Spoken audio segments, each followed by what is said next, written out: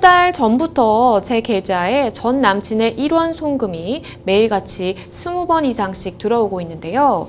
그런데 송금과 함께 협박 이체 메시지가 함께 들어와서 저를 괴롭히고 있습니다. 메시지의 내용은 죽일 거야, 내일 찾아간다 등의 무서운 협박성의 말들이었는데요. 정신적으로도 너무 힘들고 무섭기도 한데 전 남친을 처벌할 방법이 없을까요? 정말 해주신 말씀만 들어도 너무나 섬뜩하네요. 매일같이 정말 한 하루에 20번씩 이체를 하는데 그것도 1원씩 이체를 하면서 협박 메시지를 같이 이렇게 보내는 굉장히 좀 집요한 이런 협박인 것 같다라는 생각이 드는데 변호사님은 이 사연 좀 어떻게 보셨나요? 예, 최근 연인 간 입원한 이후에 이런 네. 보복성 범죄가 많이 늘어나고 있습니다. 예, 이런 사안도 그런 경우인데 어떻게 해결할지 한번 같이 검토해 보겠습니다. 네, 일단은 상담자분이 굉장한 공포심을 느끼셨을 것 같아요. 전 연인이라고 하면 내가 살고 있는 집도 알고 있고, 뭐 내 가족관계라든지 연락처, 다 이런 신상 정보들을 알고 있기 때문에 굉장히 사실은 마음만 먹으면 큰 위험에 노출이 될 수 있는 그런 상황이라고 생각이 됩니다. 일단은 이렇게 끊임없이 상담자를 괴롭히고 있는 이 전 남자친구, 뭔가 이 행동에 대해서 우리가 스토킹으로 볼 여지는 없을까요? 예, 스토킹으로 볼 여지가 많습니다. 그래서 지금 스토킹 처벌법이 지금 국회에 통과돼서 이제 시행을 앞두고 있습니다. 네. 시행일은 올해 10월 21일부터 시행됩니다. 근데 지금이 7월이니까 지금에 대한 행위에 대해서는 스토킹 처벌법으로 처벌되지 않습니다. 여기에서 잠깐 스토킹 처벌법이 어떻게 처벌되는지 말씀드리면 네. 정당한 이유가 없는데 여자를, 그러니까 연인을 계속 따라오거나 네. 그리고 집 앞에서 계속 기다리거나 그렇죠. 집 앞에서 기다려도 되고 직장 내에서 기다려도 마찬가지입니다. 그리고 또 이 사안처럼 헤어진 연인에게 문자나 카톡이나 전화를 계속 반복적으로 보내는 행위, 이런 경우에도 스토킹 처벌법으로 처벌됩니다. 네. 그리고 접근할 때도 마찬가지로 이렇게 처벌됩니다. 이런 경우에는 2021년 10월 21일부터는 스토킹 처벌법에 따라서 3년 이하의 징역 또는 3천만 원 이하의 벌금에 처하게 됩니다. 지금은 스토킹 처벌법으로 처벌되지 않으므로 다른 법률에 의해서 처벌될 수가 있습니다. 네, 일단은 스토킹 범죄 처벌법에 대해서 알려주셨습니다. 그런데 지금 현재 상황 같은 경우에는 아직까지 이제 법 시행이 되고 있지 않은 상황이기 때문에 그 법으로는 처벌을 할 수는 없지만 다른 법으로 처벌을 할 수 있는 길은 좀 열려 있다라는 말씀까지 해주셨습니다.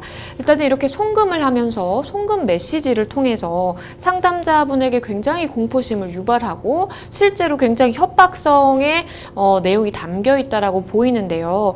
그렇다면 이거 우리가 흔히들 많이 알고 계시잖아요. 협박죄 해당할 수 있을까요? 예, 협박죄는 상대방이 공포심을 느낄 정도의 해악의 고지를 하는 경우입니다. 네. 예, 지금 같은 경우에 문자를 보시면 죽일 거야. 그리고 내일 찾아간다. 이런 말들은 상대방의 공포심을 느낄 정도로 굉장히 협박의 해악의 고지에 있는 내용입니다. 그렇기 때문에 지금 같은 경우에는 협박죄가 성립됩니다. 네, 일단은 상담자분 같은 상황이면 충분히 협박죄 성립이 될 수가 있겠다라는 말씀을 해주셨고요. 그렇다면 이게 인정이 되면 전 남자친구 같은 경우에는 어느 정도의 처벌을 받게 될까요? 예, 협박죄 같은 경우에는 지금 법정형이 3년 이하의 징역 또는 500만 원 이하의 벌금에 처해진다고 규정되어 있습니다. 네. 예, 지금같이 유사한 사례를 보면은 처음에는 초범이로 벌금형에 처해질 수가 있지만 벌금형을 처했는데도 불구하고 계속해서 이런 행위가 반복되면 실형에 처해진 경우도 있습니다. 혹시나 상담자분과 같은 상황에 뭐 계실 수 있는 분들도 있겠고요. 그리고 많은 분들이 이제 우리가 인터넷이라든지 이렇게 뭐 모바일 기기를 이용해서 협박을 한다라든지 이런 경우 많을 텐데 궁금증이 생기실 수 있을 것 같아요. 우리가 사람을 직접 만나서 이렇게 협박을 하는 것과 아니면 이렇게 기기를 통해서 송금을 하면서 송금 메시지로 협박을 하는 상황인데 이 두 상황이 혹시나 조금 차이점은 있지 않을까요? 예, 눈으로 보는 거하고 그다음에 어떤 다른 매체, 통신 매체를 이용하는 거하고 좀 다릅니다. 예, 통신 매체를 이용할 경우에는 정보통신망법이 규율될 수가 있습니다.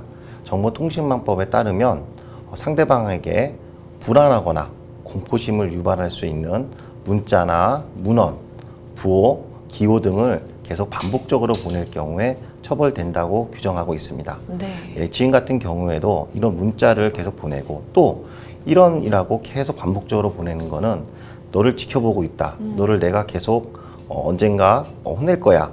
이런 암묵적인 메시지가 계속 심어진다고 봐야 될 것 같습니다.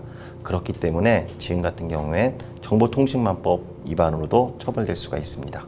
네, 변호사님께서 말씀해 주신 바에 따르면은 인터넷이라든지 이런 모바일 기기를 통해서 송금하면서 이렇게 협박을 한 상황이기 때문에 정보통신망법 위반에도 해당할 수 있겠다라는 말씀을 해주셨습니다.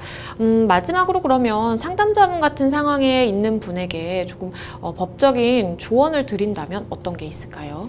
예, 제일 먼저 고민할 게, 나 이 남자한테 더 이상 연락이 안 왔으면 좋겠다. 라고 해서 많이 고민하실 겁니다. 네, 그럴 그쵸. 경우에 접근금지 가처분 신청이 있습니다. 여기서 접근금지가 뭘 말하냐면, 우리가 눈앞에 오는, 일정한 거리를 두고서, 물리적인 거리를 두고서 접근하지 말라는 그런 의미뿐만 아니라, 나한테 문자도 보내지 마세요.